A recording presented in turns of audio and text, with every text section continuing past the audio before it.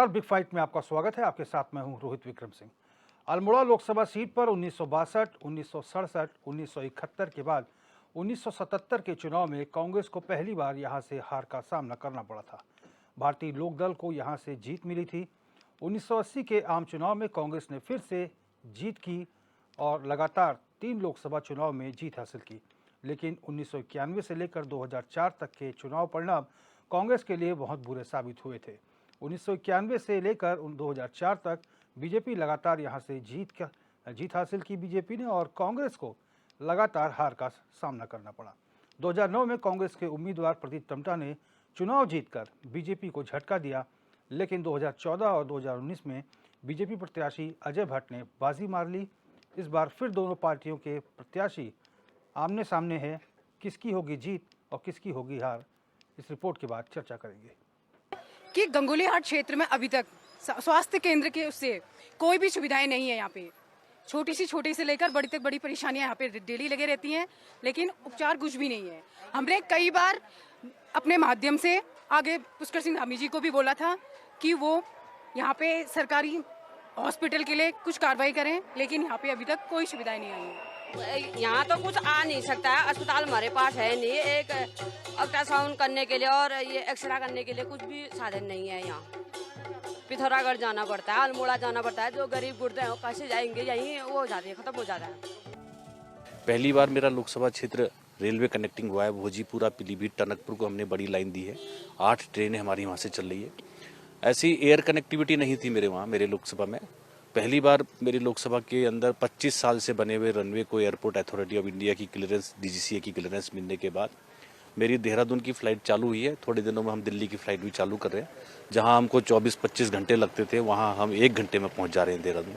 तो ये कि हमको बहुत बड़ी सुविधाएं मिली हैं, और इसलिए मेरी जो सबसे बड़ी समस्या हुई थी कि समय की बहुत बड़ी बचत हुई है। दावों के बीच शिक्षा का आरोप भी लगाया है। ये 3-4 इशू है कि जिसको मेरा प्रमुख बिंदु है कि रोजगार के अवसर आपने समाप्त किए, आपने शिक्षा स्वास्थ्य के कारण बदहाली हुई तो उसकी वजह से पलायन बढ़ा, और जो इंफ्रास्ट्रक्चर मैं छोड़ के गया था, रेल नेटवर्क का, रोड नेटवर्क का, जो यहाँ की नई आर्थिक आयाम जीवन को आगे बढ़ाते, वो उस पर आपने एक तरह से लगाम दी है। अल्मोड़ा लोकसभा सीट के मतदाताओं के मुख्य मुद्दे स्वास्थ्य नहीं है, और कुछ भी हो, मतलब कुछ भी काम वाम हो तो उसके लिए हमारे गांव में कुछ भी सुविधा नहीं है। और जैसे कि अगर लोग बाकी गांवों में जैसे कि कभी शादी विवाह होते हैं तो वहाँ सभी चीज़ की सुविधाएं प्राप्त होती है। हमारे गांव में किसी चीज़ की भी सुविधाएं प्राप्त नहीं है, और यहाँ ना कोई रास्ते दिए गए हैं, ना पानी की सुविधाएं दी गई है। देखिए, यहाँ का जो मुद्दा है वो तो पलायन का है, बेरोजगारी का है और स्वास्थ्य सेवाओं का है। तो ये सारे मुद्दे इस वक्त चल रहे हैं इधर। पलायन की वजह क्या है? पलायन की वजह यही है कि हमारे प्रदेश में थोड़ी रोजगार की कमी है, और यहाँ जो उतने उद्योग धंधे होने चाहिए थे उतने ज़्यादा नहीं हैं। तो यहाँ से लोग पलायन करके सब जो नज़दीकी राज्यों में जाते हैं और वहाँ जाते हैं, तो इसलिए थोड़ा सा पलायन का जो सबसे बड़ा मुद्दा तो यहाँ रहता ही है शुरुआत से। देखिए, हमारे लिए बहुत आवश्यक है पर्यावरण के मुद्दे पे ध्यान देना। ये एक ऐसा मुद्दा है जिस पर आज तक कभी कोई राजनीतिक पार्टी ध्यान नहीं दे रही है। लेकिन अगर पर्यावरण नहीं है, पर्यावरण या इकोसिस्टम का एक बहुत अहम हिस्सा होता है मानव। तो जब हम पर्यावरण की बात कर रहे हैं तो हम पूरे मानव जाति के अस्तित्व की बात कर रहे हैं, और ये हमारे लिए एक बहुत पहाड़ के लिए बहुत एक हमारा एक स्ट्रॉन्ग पॉइंट भी है। तो जिस पे तो अल्मोड़ा में जो समीकरण बन रहे हैं उसको लेकर लगातार जो है चिंतन मंथन हो रहा है। सभी राजनीतिक विश्लेषक अपने अपने तरीके से गुणा भाग कर रहे हैं कि इस बार क्या कुछ परिवर्तन की संभावना है, या फिर प्रधानमंत्री मोदी के नाम पर ही मुहर लगेगी। हालांकि ये ज़रूर है कि प्रत्याशी उतारे गए हैं, लेकिन जनता जो है प्रत्याशियों को ना देखकर सिर्फ पीएम मोदी पर ही केंद्रित हो रही है। और कल रुद्रपुर में प्रधानमंत्री मोदी की एक विशाल जनसभा है। वो बताया जा रहा है कि 1 लाख से अधिक जनता जो है उनको सुनने पहुंचेगी। भारतीय जनता पार्टी का पूरा अमला इस रैली को सफल बनाने में लगा हुआ है। और बात तो हो रही है अल्मोड़ा लोकसभा सीट की, लेकिन ये चर्चा लोकसभा चुनाव की है तो ये दूर तलक तक जाएगी। और पांचों सीटों का ही चिंतन मंथन होगा, जिसमें अल्मोड़ा सीट भी रहेगी। और भारतीय जनता पार्टी ने जहां 3 प्रत्याशियों को रिपीट किया है, वहीं हरिद्वार और अन्य जगहों की अगर हम बात करें तो पौड़ी से अलिन बलूनी को प्रत्याशी बनाया है, हरिद्वार से त्रिवेंद्र सिंह रावत पूर्व सीएम प्रत्याशी हैं। और इसके साथ ही सारे, अगर कांग्रेस की अगर बात करें या फिर यूकेडी की बात करें, निर्दलियों की बात करें, तो कुल मिलाकर नामांकन की प्रक्रिया के बाद, नाम वापसी के बाद 55 उम्मीदवार इस समय चुनावी मैदान में हैं।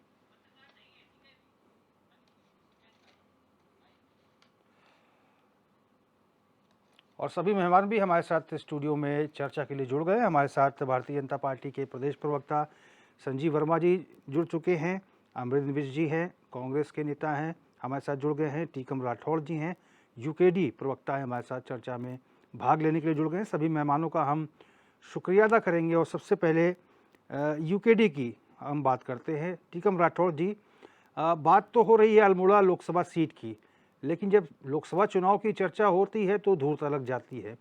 तो कुल मिलाकर समीकरण इस बार क्या कुछ कह रहे हैं? बहुत सारे राजनीतिक विश्लेषक और नेता भी गुड़ा भाग कर रहे हैं कि इस बार नतीजे क्या हो सकते हैं। आपका पॉलिटिकल एनालिसिस क्या कुछ कह रहा है? देखिए, जिस प्रकार से हमें फीडबैक मिल रहा है, जो हमारा भी थोड़ा बहुत प्रचार चल रहा है, उसके हिसाब से ये हमें देखने को मिल रहा है कि जिस प्रकार से भाजपा ने मुस्लिम समुदाय को एक तरफा टारगेट करने की जो कोशिश की, उनकी मस्जिदों को ध्वस्त करने का काम किया, उनके व्यवसाय पे ध्वस्त करने का काम किया, तो उन लोगों का कहना है कि क्या मस्जिदें अवैध जगह पे हमारी ही बनी है? कोई मंदिर नहीं बना, कोई गुरुद्वारा नहीं बना, कोई चर्च नहीं बना, तो इस पे भाजपा क्यों नहीं कहना चाहती? तो हम लोगों ने ये हरिद्वार, चंबा, उधम सिंह नगर से जो हमें फीडबैक मिली, तो उसमें ये मुस्लिम समाज का खुलकर ये विरोध आ रहा है कि हम इस बार देश में जितनी भी क्षेत्रीय पार्टियां हैं, हम उनको सपोर्ट करेंगे। और जो बड़ी पार्टी कांग्रेस है, कांग्रेस ने भी जब जब भाजपा ने हम पर टारगेट किया है तो मौन धारण किया है, तो इस वजह से हम कांग्रेस को भी अब वोट नहीं देना चाहते हैं। ये हमें यहाँ से रुझान मिल रहे हैं और इससे साफ पता चलता है कि मुस्लिम समाज कहीं ना कहीं दोनों बड़ी पार्टियों से त्रस्त है। लेकिन सरकार तो सबका साथ, सबका विकास, सबका प्रयास और सबका विश्वास की बात कर रही है।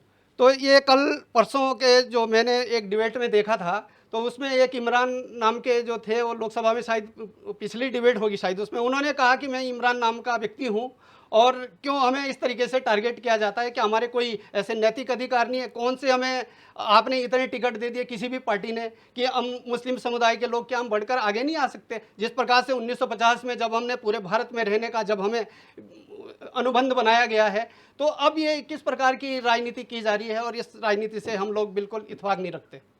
चलिए अमरिंदर मिश्र जी, क्या कुछ आपका तजुर्बा कह रहा है, क्या कुछ आपका एनालिसिस कह रहा है? इस बार लोकसभा चुनाव है, अल्मोड़ा के साथ साथ अन्य सीटों पर क्या कुछ रहने वाला है इस बार उत्तराखंड में?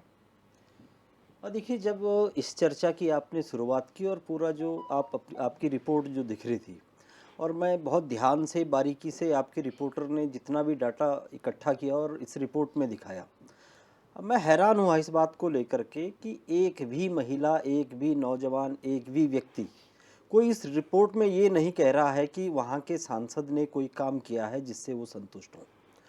तो तरह तरह के उनके सवाल थे। उन्होंने पानी का सवाल उठाया, उन्होंने स्वास्थ्य का सवाल उठाया। वो बहनें हमारी कह रही थी आपकी रिपोर्ट में ही कि वहाँ एक्सरे तक की व्यवस्था नहीं है। तो अब आप मानिए कि जहाँ वहाँ की जनता खुद ही कह रही है कि सांसद ने कोई काम नहीं किया। और चलिए ये आपकी रिपोर्ट में आया, लेकिन जब आपकी डिबेट में मैं आ रहा था और मैंने थोड़ा सा अजय टम्टा जी के जो काम थे उनको खंगालने की कोशिश की बाहर बैठ करके, तो मैंने देखा कि 17 करोड़ की सांसद निधि उनको आवंटित हुई और उसमें अभी 50% उन्होंने खर्चा किया है। 50% सांसद निधि अभी भी खर्च नहीं हो पाई है। तो इससे अंदाज़ा लगता है कि अपने क्षेत्र के विकास को लेकर के उनका नज़रिया क्या है। एक तीसरी बात, उन्होंने जो सांसद योजना के अंतर्गत जो गांव उन्होंने गोद लिए थे, वो गांव उनकी गोद में ही रह गए, वो बेचारे तरक्की नहीं कर पाए, वो आगे नहीं बढ़ पाए। वहाँ बता रहे हैं कि पहले से भी बदतर हालत हो गए हैं। जल जीवन मिशन की जो योजनाएं भारत सरकार ने लागू की, उसके बाद वहाँ पानी आना बंद हो गया है। इतनी लापरवाही के साथ उस योजना को धरातल पर उतारने की कोशिश की गई। तो वहाँ के लोगों का ये कहना है कि बिल्कुल भी वो गांव पहले से बदतर स्थिति में है।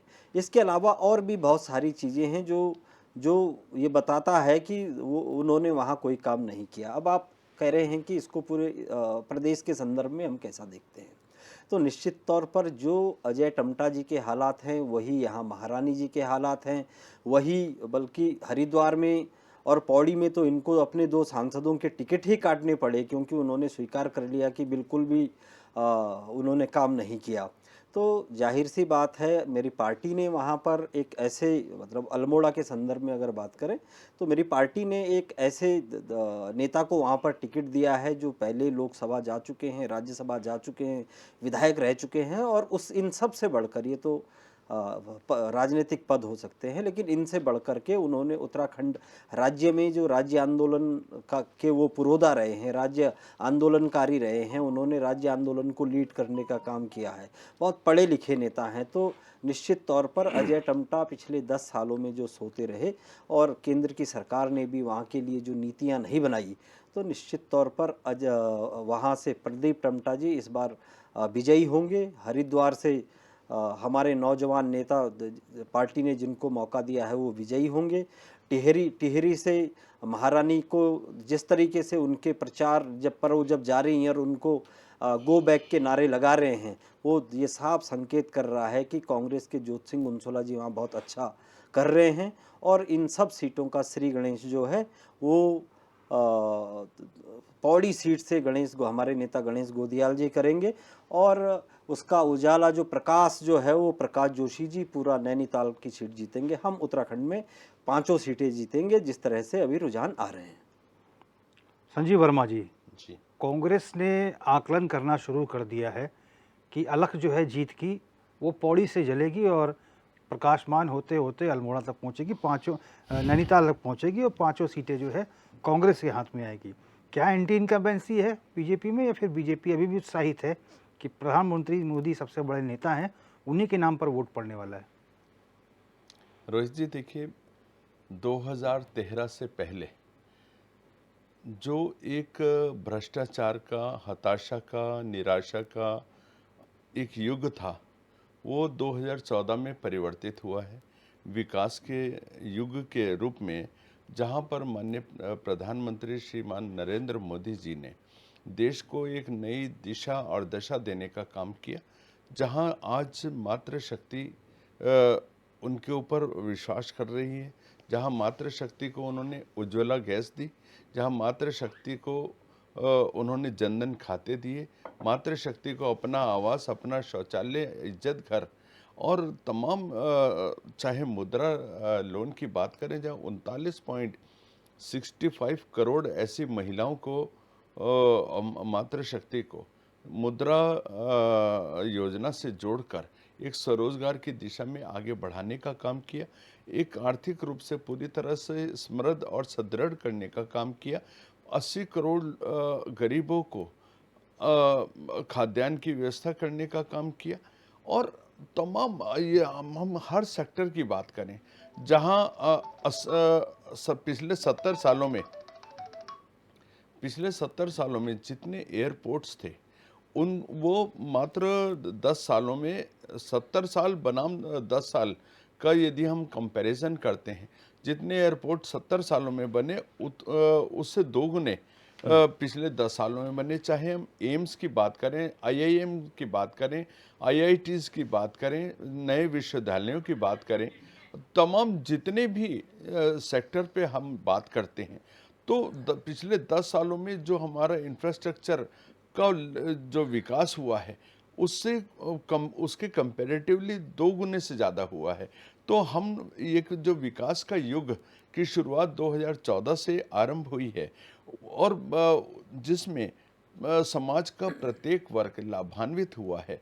तो मैं सोचता हूँ, और सबसे बड़ी बात क्या है, भारतीय जनता पार्टी ने विदाउट एनी डिस्क्रिमिनेशन न किसी को कम न किसी को ज़्यादा, तुष्टिकरण नहीं बल्कि संतुष्टिकरण की राह पर जब हम चले हैं, हमने किसी भी न जाति को देखा, न संप्रदाय को देखा, न वर्ग को देखा, बल्कि सबको एक समान न्याय देने का जो हमारी पार्टी ने काम किया है, मैं सोचता हूँ उससे सभी लोग पूरी तरह से संतुष्ट हैं। और जिस तरह से हमारे भारतीय जनता पार्टी ने एक अपना लक्ष्य रखा है कि प्रत्येक लोकसभा को हमने 5 लाख के बड़े अंतर से जीतना है, और हम उस लक्ष्य को पार पाने की दिशा में हम बहुत अधिक आगे बढ़ चुके हैं। और सबसे बड़ी बात क्या है, जो जनता भारतीय जनता पार्टी के साथ पूरी कंधे से कंधा मिलाकर और पूरा एक अपना आशीर्वाद का हाथ भारतीय जनता पार्टी के तमाम जितने भी हमारे उम्मीदवार हैं उनके माथे और उनके सर पर रख रही है। और अभी मेरे यूकेडी के मित्र कह रहे थे, उन्होंने सीधा सीधा पूरा बात को घुमा के दाएं बाएं से जिगजैग करते हुए सीधा तुष्टिकरण पर लाके रख दिया। मेरे भाई, कांग्रेस की ये आपका तो विषय दूर से दूर तक होता भी नहीं। यदि ये बात कांग्रेस पार्टी कहती तो कुछ समझ आता, क्योंकि कांग्रेस पार्टी आरंभ से ही तुष्टिकरण की राजनीति हमेशा से करती रही है। पिछले 60-65 सालों तक, जब तक इनका राज रहा, इन्होंने मुस्लिम समाज को, अल्पसंख्यक समाज को अपना वोट बैंक के रूप में इन्होंने एक मिनट अपने समय पे बोलिएगा। नहीं, कोई नहीं, अपने समय बोलिएगा। इन्होंने पिछले 60-65 सालों में उनको अपना एक वोट बैंक के रूप में इस्तेमाल किया, उनको ना आगे बढ़ने दिया, ना उनके स्तर को आगे बढ़ने दिया। और अभी रोहित जी, जिस समय 2004 से 2014 तक यूपीए की सरकार थी, तो प्रधानमंत्री माननीय मनमोहन सिंह जी ने कहा था, देश के संसाधनों पर जो पहला अधिकार 12% का अल्पसंख्यक वर्ग का होगा, उसमें भी उन्होंने कोष्टक लगाते हुए बोला कि मुस्लिम वर्ग का। तो मैं अपने कांग्रेस के मित्र, मेरे अमरेंद्र जी बैठे हैं, मैं उनसे जानना चाहता हूं कि आपने उस 12% का जो आपने अधिकार की बात करी थी, तो आपने मुस्लिम वर्ग को कौन सा उनका शैक्षिक स्तर पर उनको ऊंचा उठाने का काम किया, कौन सा आपने आर्थिक स्तर पर ऊंचा उठाने का काम किया, और कौन सा उनको आपने सामाजिक स्तर पर ऊंचा उठाने का काम किया, या केवल और केवल आपका एक ये राजनीतिक वायदा था और राजनीतिक एक नारा था। जिस तरह से अभी हिमाचल के चुनाव हुए थे, तो हिमाचल के चुनाव में आपकी राष्ट्रीय महासचिव श्रीमती प्रियंका गांधी जी ने एक वहाँ पर नारा दिया था कि हमारी सरकार आएगी तो हम हिमाचल प्रदेश में 3 महीने के अंदर 1 लाख सरकारी नौकरियां देंगे।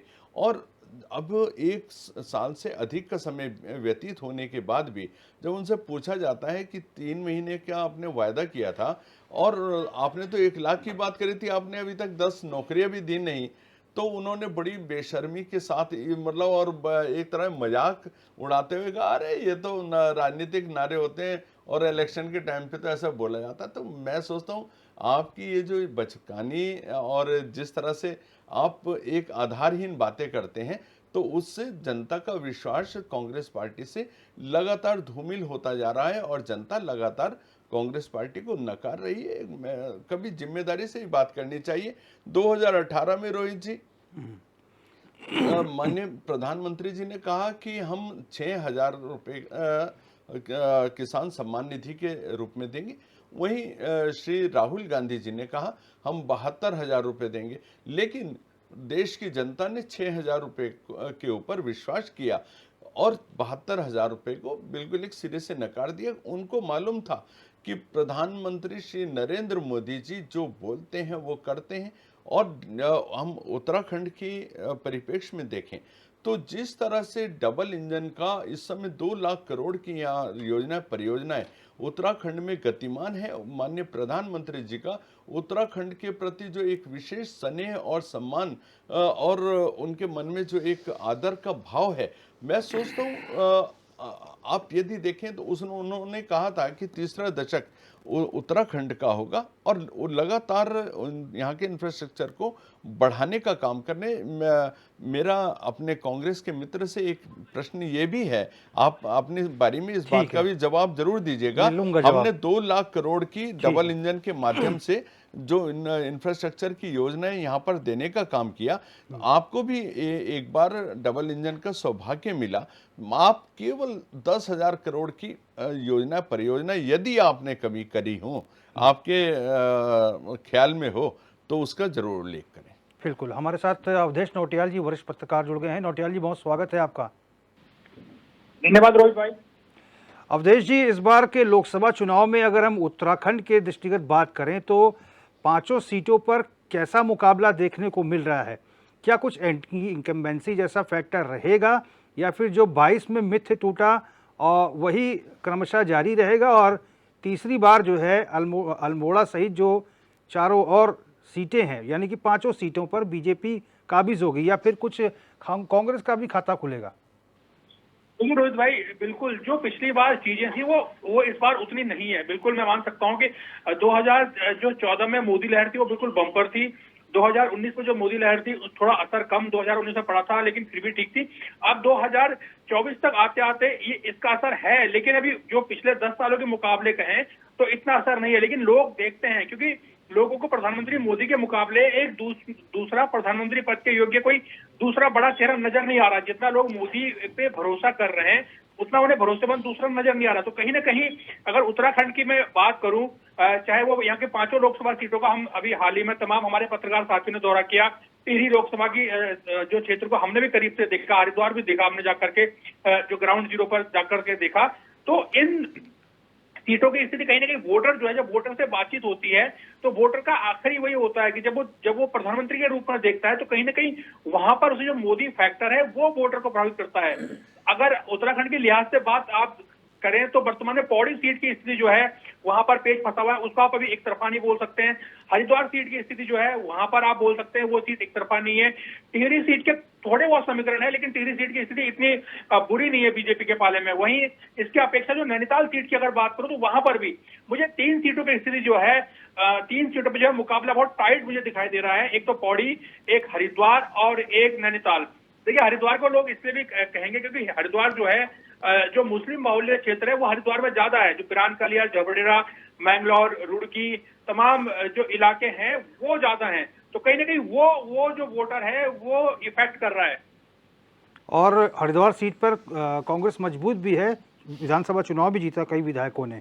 ये है चुनावी समीकरण जो अवधेश नौटियाल जी, वरिष्ठ पत्रकार, बता रहे थे। और अमरिंदर बिज जी, मैं एक सवाल मेरा भी है आपसे कि अभी थोड़ी देर पहले ही पूर्व सीएम निशंक ने एक प्रेस वार्ता की है मीडिया सेंटर में। उन्होंने कहा कि अवस्थापना के क्षेत्र में असीमित विकास हुआ है।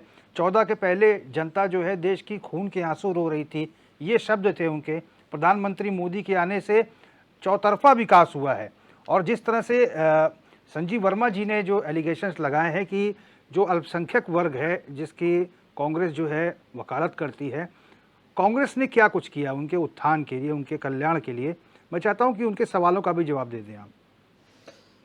और देखिए, सबसे पहले तो मुझे संजीव भाई ने जिस धारदार तरीके से जो है मोदी वंदना को शुरू किया, मुझे उनसे यही उम्मीद थी। और मैं जानता था कि उत्तराखंड के जो लोग चुनाव लड़ रहे हैं अलग अलग लोकसभाओं में, जो उनके प्रत्याशी हैं, उन पर भी वो थोड़ा बोलेंगे। लेकिन आपने देखा इस डिबेट के दौरान कि उन्होंने उनके बारे में कोई बात नहीं की।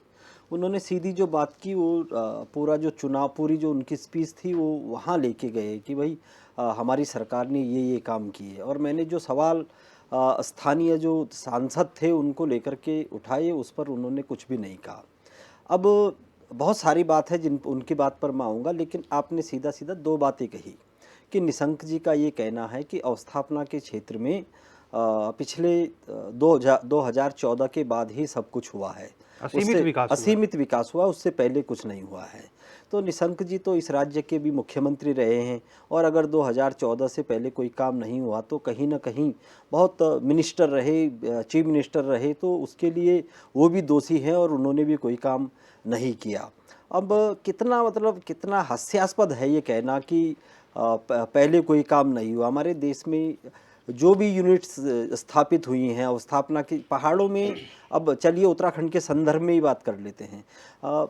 पहाड़ों में जितने भी गांवों तक जो सड़कें पहुंची है वो तो 2014 से पहले पहुंची है। 2014 के बाद जो सरकार आई है वो तो सिर्फ उनके गड्ढे भरने का काम कर रही है, उनके गड्ढे भी वो ठीक से भर नहीं पा रही है। अभी तो पीछे विधानसभा सत्र के दौरान ही भारतीय जनता पार्टी के एक विधायक ने जब इस पर सवाल पूछ लिया कि भाई गड्ढा किसको मानते हैं और आपने कितने गड्ढे भरने का काम किया, तो लोक निर्माण विभाग मंत्री बता ही नहीं पाए।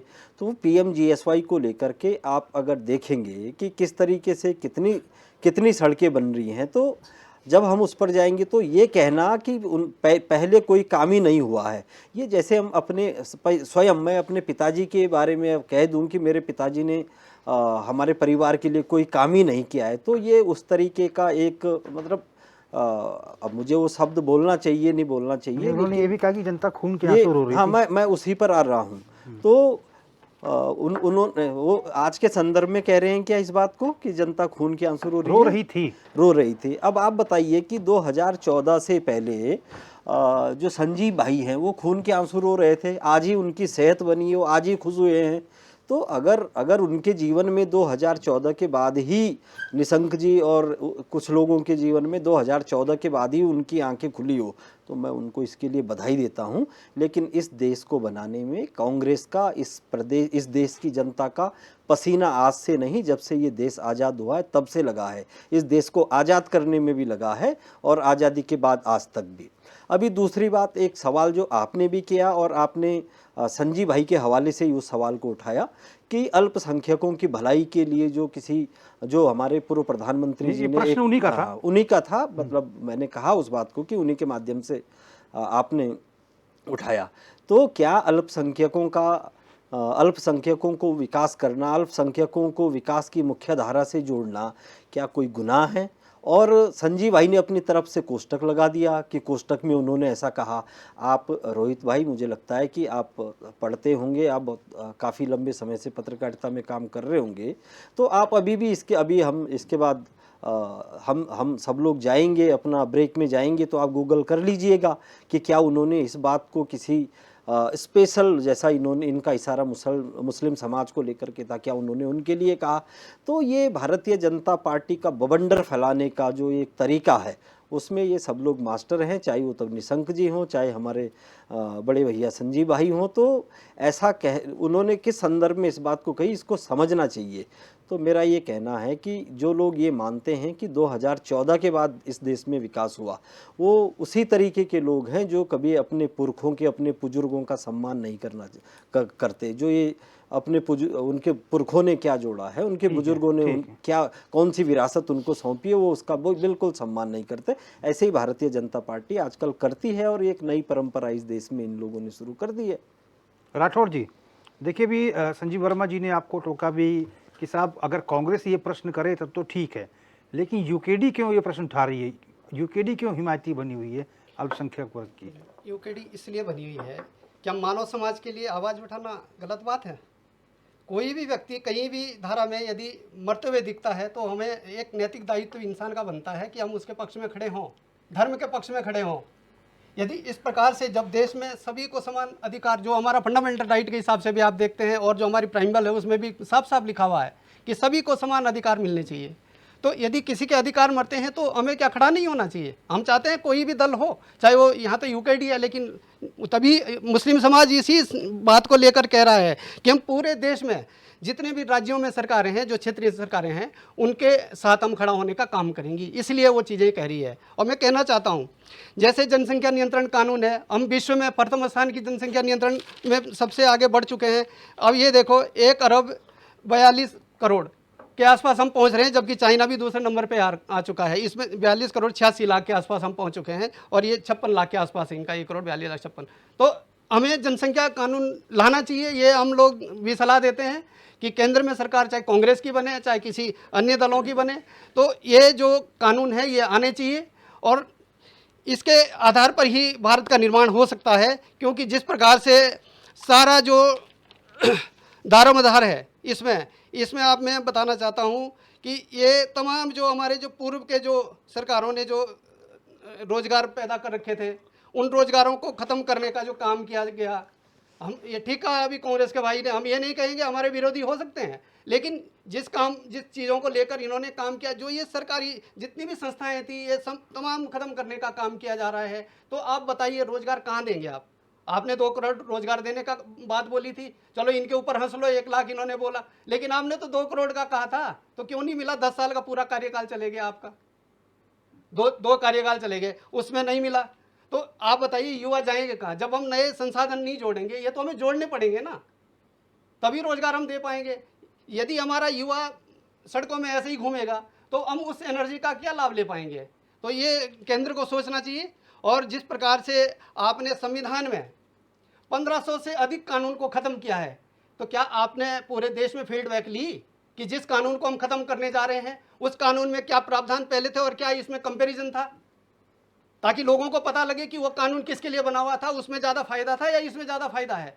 ये पता हमें तब लगा जब इन्होंने 3 कानून किसानों के नए बनाए, तो उसमें जब लोगों को उसमें विरोध सुर खड़े हुए तो हमें लगा कि इन्होंने तो पहले भी अपने सुविधा अनुसार ये कानून बदले होंगे। तो हम चाहते हैं सरकार किसी की बने, हम तो छोटा दल हैं, हम ये नहीं कह रहे हैं, छोटा दल इनका भी था। आप पश्चिम बंगाल में देखिए 2016 में 3 सीटें थी, 78 सीटें गई, लेकिन जो आदमी अच्छा काम करेगा वो बढ़ेगा, हर जगह बढ़ेगा, ये बिल्कुल क्लियर है। तो हम ये कहना चाहते हैं यूकेडी को भी इतना ना समझे, हो सकता केंद्र में भी हम शासन करें, ये किसी के उसमें नहीं लिखा गया है, कोई ऐसा नहीं लिखा जाता कि ये आदमी चोर है। जो कल भी परसों की चर्चा में हमारी डिबेट हुई कि भाई ये आदमी नहीं आने चाहिए, किसी के माथे में नहीं लिखा रहता कि चोर है। जब उसके कार्यकालों से उसके व्यवहार से जब पता लगता है तो इसी का रिजल्ट तभी उसके बाद ही हम कुछ कह पाते हैं।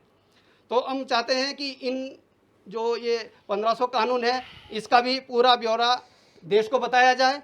और नहीं राठौर जी, आप कहने का मतलब क्या कि भारतीय जनता पार्टी क्या तानाशाही कर रही है, आप ये कहना चाहते हैं? निश्चित रूप से तानाशाही कर रही है। अब जैसे मैं यहाँ की सरकार बताता हूँ, उत्तराखंड की सरकार, आप देखिए इनका जो पिछला बजट था 2023-24 का, ये 7700 और एक अंतरिम बजट 11,000 कुछ का, तो 88,000 करोड़ रुपए का इनका था, जिसमें से आप देखते हैं जो इनका रेवेन्यू रिसिप्ट था ये इसमें 60,000 एक आया, 28,000 एक आया, 88,000 ये बैठा। और जबकि हम इस समय जो हम देख रहे हैं, अब देखो 13,000 इसमें जो जीएसटी वगैरह जो केंद्र से आया, और इसमें जो अनुदान का था 19,000 करोड़ रुपए, और 1,600 इसका हमारा जो ऋण वगैरह इसका आता है। तो आप बताइए पूरी सरकार तो केंद्र पे डिपेंड हो रखी, आप क्या कमा रहे हैं यहाँ पे? हम इसीलिए तो कह रहे हैं कि यहाँ उद्योग नहीं लगाए इन लोगों ने, कुटीर उद्योग की कुछ व्यवस्था होती, ऐसी कोई बिस्लेरियों की फैक्ट्री लगा देते जिससे हम प्रदेश को आगे बढ़ा सकते थे। यानी रिमोट कंट्रोल की सरकार चल रही है। बिल्कुल रिमोट कंट्रोल। आप बताइए, आपके घर का खर्चा ज्यादा बढ़ेगा तो आप सरकार कैसे चलाएंगे? या तो आप ऋण लेंगे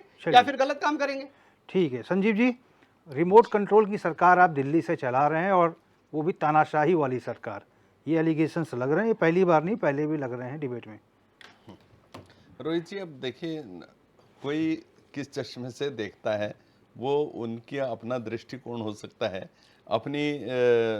अपना मंतव्य हो सकता है, उसके ऊपर हम कुछ कोई टिप्पणी करना नहीं चाहते, लेकिन अपने भाव को और अपने दृष्टिकोण को समय के अनुसार आपको परिवर्तन करना चाहिए। और जब धरातल पर एक डेवलपमेंट दिखाई देता है, ऐसा नहीं है कि उत्तराखंड केवल भारतीय जनता पार्टी का है, उत्तराखंड का जो भी डेवलपमेंट होगा उसका लाभ केवल भारतीय जनता पार्टी को मिलेगा, वो यूकेडी को भी मिलेगा, वो कांग्रेस को भी मिलेगा, आम आदमी पार्टी को भी मिलेगा, अन्य वर्गों को भी मिलेगा, क्योंकि हम लोग जैसे मैंने पहले कहा, सबका साथ सबका विकास की अवधारणा के साथ हम लोग काम कर रहे हैं, और उसमें किसी का बहुत ज़्यादा हित देखना है और किसी को हित ना मिले, इस तरह का काम हम बिल्कुल करते नहीं हैं। अब लाभार्थी की बात है तो लाभार्थी में हम प्रत्येक वर्ग को, प्रत्येक संप्रदायों को, प्रत्येक जाति धर्मों को जो भी लाभ आ रहे हैं, चाहे हम आवास योजना देखें आप, हम ये नहीं देख रहे हैं कि, लेकिन संजीव जी आप कह रहे हैं कि लाभार्थी संपर्क अभियान चलाया, लाभार्थी सम्मान समारोह चलाया, हर व्यक्ति लाभार्थी है, लेकिन अमरेंद्र बिष्ट जी और टीकम राठौड़ जी शायद लाभार्थी नहीं हैं। आप क्योंकि वो संतुष्ट नहीं है सरकार की कार्य पद्धति से। मैं चाहता आप इनसे पूछ लीजिए, वो आपको बेहतर जवाब देंगे। रोहित जी, वो तो कह रहे हैं ना कि भाई कोई लाभ नहीं हो रहा है। राठौड़ जी तो कह रहे हैं कि रिमोट से चल रही सरकार। रोहित जी देखिए, चैनल पर कोई इस बात को स्वीकार करे न करे वो एक अलग विषय होता है, क्योंकि यहाँ पर सभी लोग अपने दलों का प्रतिनिधित्व कर रहे हैं और आप कांग्रेस पार्टी के प्रवक्ता मेरे छोटे भाई अमरेंद्र जी बैठे हैं, मेरे भाई यूकेडी के बैठे हैं। दिल से आप स्वीकार करते होंगे, लेकिन कई बार अपनी कुछ राजनीतिक मजबूरियां होती हैं और मैं सोचता हूँ हमारा प्रदेश का डेवलपमेंट होगा तो उसका लाभ हमको भी मिलेगा, हमारे बच्चों को मिलेगा, आने वाली जनरेशन को मिलेगा। कम से कम विकास के ऊपर राजनीति बिल्कुल होनी नहीं चाहिए और राजनीति अन्य विषयों के ऊपर आप करिए, 100 बार करिए, दिल ठोक के करिए, लेकिन जब कहीं इंफ्रास्ट्रक्चर के डेवलपमेंट की बात आती है तो जब हमारा उत्तराखंड आगे बढ़ेगा, देश का नंबर 1 राज्य बनेगा, जिस तरह से माननीय मुख्यमंत्री श्री पुष्कर सिंह धामी जी ने कहा है कि 2025 में हमने उत्तराखंड को देश का सर्वश्रेष्ठ राज्य बनाना है और इस दिशा में वो लगातार काम कर रहे हैं। चाहे इंफ्रास्ट्रक्चर के डेवलपमेंट की बात हो, चाहे स्वरोजगार की बात हो, चाहे पलायन को रोकने की बात हो, चाहे होम स्टे के डेवलपमेंट की बात हो, सोलर की बात हो, हॉर्टिकल्चर, एग्रीकल्चर और तमाम इस तरह से जो एक रिवर्स पलायन की दिशा में हम लोग, हमारी सरकार लगातार काम कर रही है। चाहे पशुपालन का क्षेत्र हो, चाहे पोल्ट्री फार्म का हो, डेयरी उद्योग हो, तो तमाम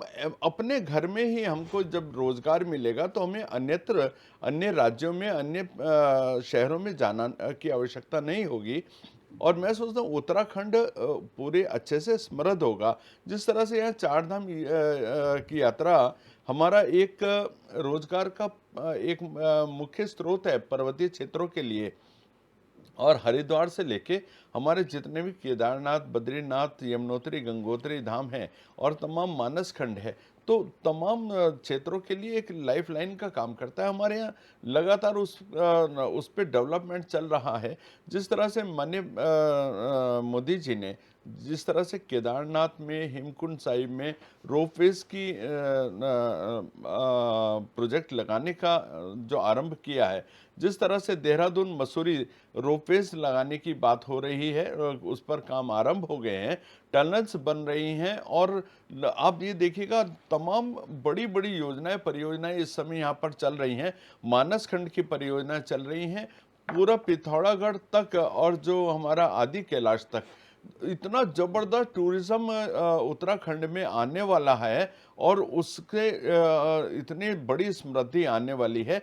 अभी जो दिल्ली देहरादून एक्सप्रेस हाईवे बन रहा है, इसको हम आवागमन के मात्र साधन के रूप में ना देखें, बल्कि जो हमारा वीकेंड टूरिज्म इतना जबरदस्त होने वाला है, देहरादून हो, मसूरी हो, नैनीताल हो, अन्य स्थान हो, और नए नए हम टूरिज्म के डेस्टिनेशन डेवलप कर रहे हैं, चाहे टिहरी की बात हो, चाहे अन्य जगहों की बात हो, तो ये सारे काम सरकार कर रही है। और सरकार किसके लिए कर रही है? हम, हमारे, आपके, हमारी आने वाली जनरेशन के लिए। और जिस तरह से रोहित जी देखिए, ये तो बात हम उत्तराखंड की किया, साथ ही जिस तरह से हमारी केंद्र सरकार ने बड़े बड़े काम किए, अब जैसे धारा 370 को हटाने का काम कितना महत्वपूर्ण काम है। राम मंदिर का जो हमने वायदा किया था उसको हमने बनाने का काम किया। हमारे विरोधी कहते थे मंदिर वही बनाएंगे, तारीख नहीं बनाएंगे, और एक तरह से हास परिहास किया करते थे। आज वो भी साकार हो रहा है। संजीव वर्मा, है ना? एक सेकंड सर, बात पूरी कर रहा हूँ मैं। 3 तलाक एक इतनी बड़ी जो हमारी मुस्लिम बहनें थी, मुस्लिम बहनें हैं, उनके साथ इतना बड़ा जो अत्याचार हुआ करता था, और एक तरह से उसके ऊपर पूरी तरह से लगाम लगाते हुए जो हमने 3 तलाक को के ऊपर कानून बनाने का काम किया, 3 तलाक को समाप्त करने का काम किया। लेकिन कांग्रेस पार्टी आज कह रही है कि हम सत्ता में आएंगे तो 3 तलाक को दोबारा रिस्टोर कर देंगे। कितनी शर्मनाक बात है। किसने कहा है? कितनी आपके बड़े नेताओं ने कहा, श्रीमान आपके बड़े नेताओं, आपके बड़े केंद्रीय नेताओं ने कहा, आपके बड़े केंद्रीय नेताओं ने कहा, उन्होंने कहा हम केंद्र की सत्ता में आएंगे तो हम चैनल पर टीआरपी पाने के लिए मतलब अपना, अरे मेरे भाई, अपना चेहरा चमकाने के लिए मतलब कुछ भी बोल देंगे आप कुछ भी बोल दें। इतनी घटिया मतलब अभी थोड़ी देर पहले आप कह रहे थे कि हमने 3 तलाक, अभी आप सवाल उठा रहे थे इस बात को लेकर कि अच्छी बात नहीं, मुस्लिमों के मुख्य धारा से जोड़ने के लिए कांग्रेस ऐसा कर रही है, और अभी आप खुद ही कह रहे हैं कि हमने 3 तलाक को लेकर के कानून बनाया। ये इतना दोगलापन, इतना दोहरापन लाते कहां से हो संजीव भाई आप? कैसी सिर के बल उल्टे मत होइए। आप कहते कुछ है, आप करते कुछ है, आप कहते सबका विकास सबका और करते सबका सत्यानाश है। डेवलपमेंट की बात कर रहे थे और कांग्रेस पार्टी लगातार मुस्लिम की बात कर रही थी, भ्रामक बातें मत कीजिए। नमाज की बात कर रहे थे, आप कह रहे थे, आप अपनी बात को कह रहे थे, हमने उसको बर्दाश्त किया, हम उसको सुन रहे हैं, लेकिन आप ऐसी बात मनगढ़ंत बातें कहेंगे, किसी के बारे में भी कुछ कह देंगे, तो ये लॉजिक नहीं है। आप इस प्रदेश के बहुत सीनियर लीडरशिप में कोई भ्रामक बात मत कहिए। अपनी पार्टी की चमचागिरी के चक्कर में ऐसी बात मत कह दीजिए जिसका सत्य से कोई सरोकार नहीं हो। ऐसी बातें मत कहिए, देखिए ऐसी बात मत कहिए जिस पर आप पर मुकदमा हो जाए। नहीं संजीव भाई, ये कहा किसने है? संजीव भाई, ये कांग्रेस के किस बड़े नेता ने कहा? आपके किसी नेता का एक बयान आया है, आपको बताना पड़ेगा, किसी ने कह दिया से क्या चलेगा? आप बताइए ना इसको। मैंने सुना है और संजीव भाई सुनने के बाद मैंने सुना है तो आप उन नेता का नाम भी जानते होंगे। आप दावे से डंके से बोलिए, आप ऐसे ही बोल देंगे कि लोगों को भ्रमित करने के लिए। नहीं, भ्रमित तो कांग्रेस पार्टी करती है। चलिए सबको मालूम है, बहुत देर से बैठे हैं। आपने जो बोला भ्रमित कर रहा है, सब इस बात को जानते हैं, 12% सब जानते हैं, हमने उस पर कह दिया। आपने उस पर भी अल्पसंख्यक के सवाल पर मुस्लिम को जोड़ दिया। और अगर मुस्लिम को या किसी अल्पसंख्यक को मुख्य धारा से जोड़ा जाता है तो आपको दिक्कत क्यों है? आपको भारत के किसी एक समुदाय से इतना नफरत क्यों है? आपको ये नफरत मत पालिए। हमारे नेता राहुल गांधी, हमारे नेता राहुल गांधी मोहब्बत की दुकान खोलने लगे, आप उसमें नफरत का विष मत बोइए उसमें। संजीव भाई, आप नफरत मत फैलाइए।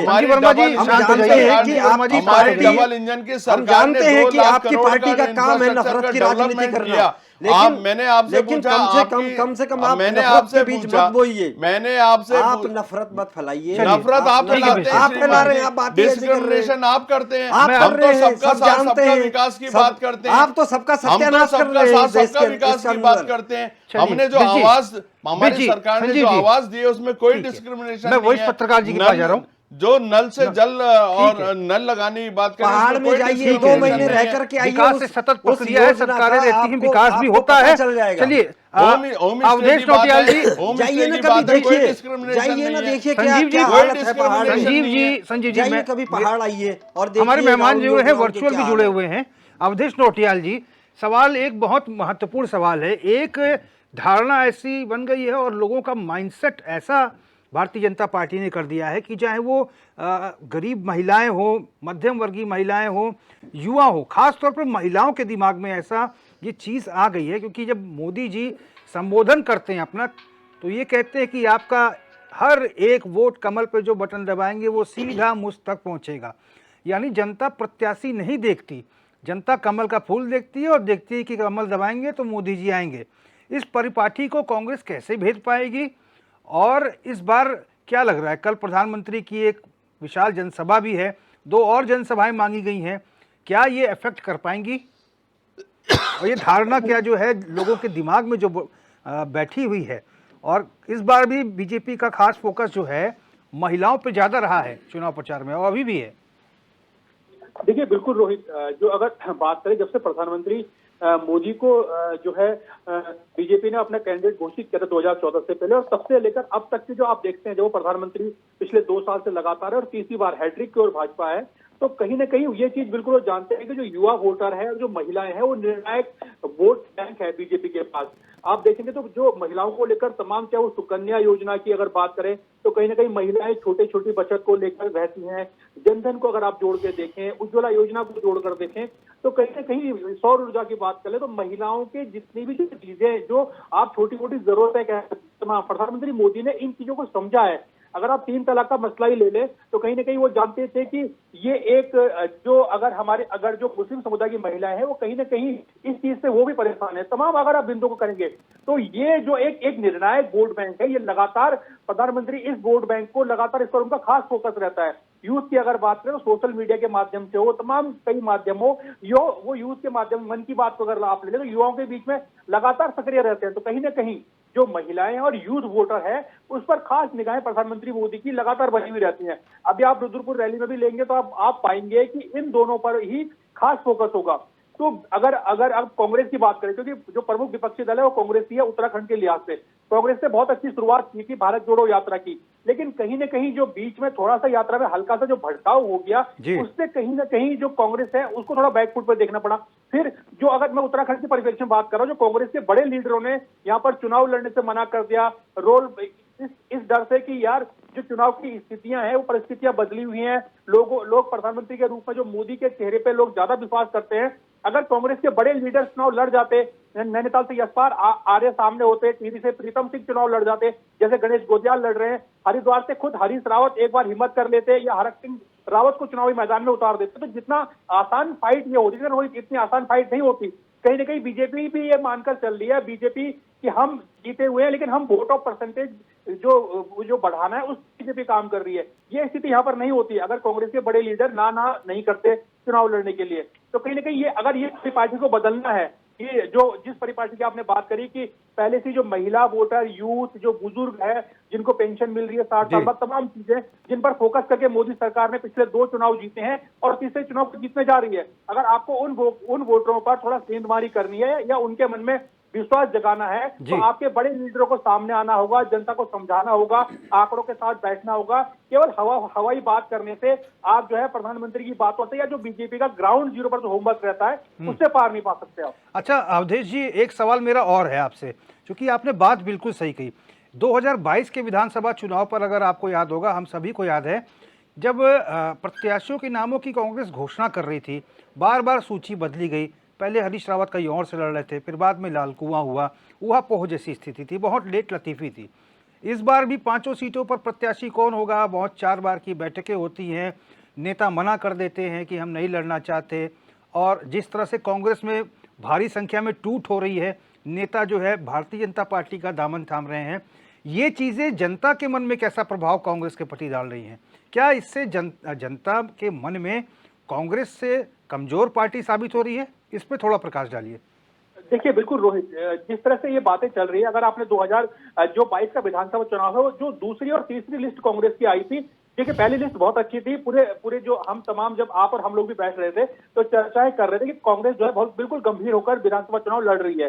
लेकिन जब कांग्रेस की दूसरी और खास तौर से तीसरी लिस्ट आई तो कहीं ना कहीं हम लोगों ने बोला कि शायद क्या हो गया है, इन्होंने ऐसा गिव एंड टेक वाला बीजेपी के साथ क्यों किया, और जब परिणाम आए तो परिणाम भी बिल्कुल उसी की तरह आए। तो आपने सही कहा कि जो वोट है, जब विधानसभा चुनाव का अगर हम वोट देखेंगे तो कहीं ना कहीं उसमें मोदी फैक्टर ने इफेक्ट किया है। अब जो स्थितियां अभी आपने वर्तमान की बोली हैं, इस पर भी कहीं ना कहीं जो मोदी फैक्टर है वो इफेक्ट कर रहा है तमाम चीजों को। और जिस तरह से कांग्रेस में जो भगदड़ मची है उस भगदड़ को कहीं ना कहीं जनता जानती है। देखिए जब प्राचीन अगर आप बात करें, अगर हम जो बहुत पहले जब राजाओं के युद्ध हुआ करते थे तो भले ही सेनापति अगर अच्छे ढंग से लड़ भी रहे हैं, लेकिन हम क्या मतलब राजा लोग क्या करते थे, जो पीछे सिपाही होते थे उनकी तरफ हाथी दौड़ा देते थे ताकि सेना में भगदड़ मच जाए। अगर सेना में भगदड़ मच जाएगी तो सेनापति और राजा कितनी देर लड़ेंगे, क्योंकि सेना में तो भगदड़ मच गई है। तो कहीं ना कहीं उस सेनापति और सेना को खुद ही अपने आप को सिलेंडर करना पड़ेगा। यही स्थिति कांग्रेस के अंदर है, क्योंकि कांग्रेस के जो सेनापति हैं, जो इस चीज को लीड कर रहे हैं वो कहां तक लीड करेंगे, जब पीछे जब सिपाहियों में पीछे जो कार्यकर्ताओं में भगदड़ मच गई है, वहां तो ये हो रखा है मैं चल तू आया वाली कहानी हो रखी है। तो कहीं ना कहीं इसका इफेक्ट जनता के बीच है। जनता भी मान के चल रही है कि कांग्रेस का जो शीर्ष नेतृत्व है वो गंभीर नहीं है पार्टी को लेकर। देखिए गंभीर होता तो ये तमाम तरह की चीजें नहीं आती। यूपी में आपको इतना बड़ा गठजोड़ नहीं करना पड़ता, तमाम चीजें आपको समाजवादी पार्टी वहां लीड कर रही है। कहीं आप वो पार्टी है जो देश का नेतृत्व करती थी, आज ये दशा आ गई कि एक समाजवादी पार्टी जो क्षेत्रीय पार्टी यूपी के अंदर है वो लीड कर रही है और आपको सीटें दे रही है कि आप कितनी सीटें लेंगे। तो कहीं ना कहीं चीजें बदल रही हैं। कांग्रेस को अगर उत्तराखंड, अगर छोटे राज्यों में देने से आपको देश नहीं, आपको राज्यों से अपनी सत्ता को वापस लाना होगा। पहले आपको राज्यों पर फोकस करना पड़ेगा। जब राज्यों से सत्ता वापस आएगी तब जाकर आप देश की बात कर सकते हैं, और इसके लिए बड़ी मेहनत करनी पड़ेगी और मजबूत नेतृत्व भी चाहिए। अवधेश आप बने रहिए, फाइनल कमेंट में भी आपका छोटा सा वर्जन लूंगा। अमरिंदर बिष्ट जी, 1 मिनट का समय है, अपना फाइनल कमेंट दीजिए, कंक्लूड कीजिए। देखिए, लोकसभा का जो ये चुनाव है और जिसको लेकर के आप चर्चा कर रहे हैं, तो निश्चित तौर पर जितने भी यहाँ पर सांसद रहे उनमें ज्यादातर सांसद नहीं। बिष्ट जी देखिए, हमारे साथी जो अवधेश नौटियाल ने जो बात कही है, इस पे कहीं ना कहीं विचार करने की आवश्यकता है। देखिए निश्चित इस वक्त कांग्रेस को किसी और से नहीं, कांग्रेस तो खुद आत्मघाती हमला कर रही है अपने ऊपर। आप खुद देखिए किस तरह से पार्टी में टूट हो रही है। ये सेनापति वाली जो बात की वो बहुत सही है। कब तक सेनापति लड़ता रहेगा जब सेना ही नहीं रहेगी पीछे? देखिए, निश्चित तौर पर अवधेश भाई ने जिस बात को कहा वो मूल सवाल है जिस पर हमारी पार्टी को काम करना चाहिए। बिल्कुल ठीक बात है कि संगठन पर काम करना चाहिए, बूथ लेवल पर को मजबूत करने के लिए काम करना चाहिए। लेकिन अवधेश भाई ने एक बात भी कही कि किस तरीके से जो है हाथी छोड़ दिए जाते हैं पीछे, तो वैसे ही जो केंद्र की जो सरकार है उन्होंने जो है ईडी छोड़ने का काम कर दिया, सीबीआई, इनकम टैक्स, और जिस तरीके से वो भ्रष्टाचार में पहले कुछ लोगों को फंसाते हैं और फिर उनको जो है अपने पाले में लेकर के जाते हैं, तो जाहिर सी बात है कि उस तरीके ये ईडी और सीबीआई ये सारे हाथी छोड़े हैं, तो हम निपट रहे हैं साहस के साथ उससे। टीकम राठौर जी, छोटा कमेंट। देखिए, जैसे साहब ने कहा, पहले सेनापति को मजबूत होना पड़ेगा। सेनापति मजबूत नहीं है क्योंकि ये जो प्रजातंत्र है ना, प्रजा ही सेनापति को नहीं मान रही कि ये सेनापति है। तो आपको पहले पार्टी में इस टाइप का बदलाव लाना चाहिए। मेरी एक सलाह है, मैं तो खैर छोटा आदमी हूँ, मैं क्या बोल सकता हूँ, पर जैसे अभी वर्मा जी ने भी कहा कि हमारी बहुत सारी योजनाएं रही, आपकी घसियारी योजना रही, पूरे गांव खाली हो गए, अब घसियारी योजना ला रहे हैं आप पहाड़ में। कोई भी आपकी योजना होती है, आप कहते हैं कि 24 में चुनाव है तो 25 में पूरी होगी। अरे भाई साहब, ऐसे मत गुमराह करो लोगों को। यदि काम करना है ना तो डंके की चोट पे कहो कि हम इसी कार्यकाल में काम को पूरा करेंगे, तो हम इसी देह पे जाएंगे और इसी देह के साथ हम लोग अपना पूरा कमेंट रखते हैं कि हम उसी कार्यकाल में करने की कोशिश करेंगे। संजीव वर्मा जी, शॉर्ट में। रोहित जी, जैसे मेरे मित्र बोल रहे हैं, ये युग, जिस युग की आप बात कर रहे हैं, ये युग कभी कांग्रेस पार्टी का और तमाम विपक्ष, जब पिछले 60-65 साल इनकी सरकारें थी, उस समय ये युग चला करता था कि शिलापट लगाओ और भूल जाओ, और फिर अगला चुनाव आएगा फिर उसको याद करेंगे यदि जनता को याद हो तो। ठीक है।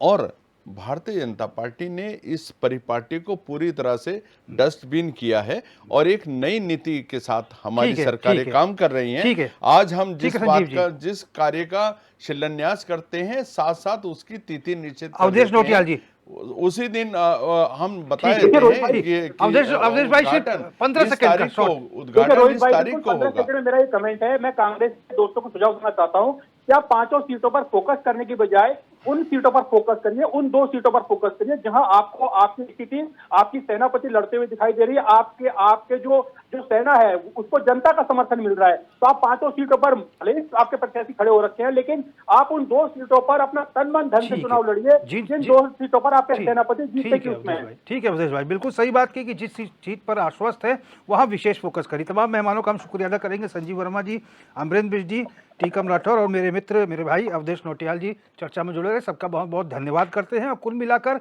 यहाँ पर 24 का चुनाव दिलचस्प है और बीजेपी के किले को भेद पाना कांग्रेस के लिए इतना आसान नहीं है, लेकिन असंभव भी नहीं है अगर चीज़ों को गंभीरता पूर्वक और पूरे तत्परता के साथ किया जाए और जनता के बीच अच्छी पैठ बनाई जाए। फिलहाल बिग फाइट में मेरे साथ बस इतना ही। देश और प्रदेश की तमाम बड़ी खबरों के लिए आप देखते रहिए HNN 24/7। नमस्कार।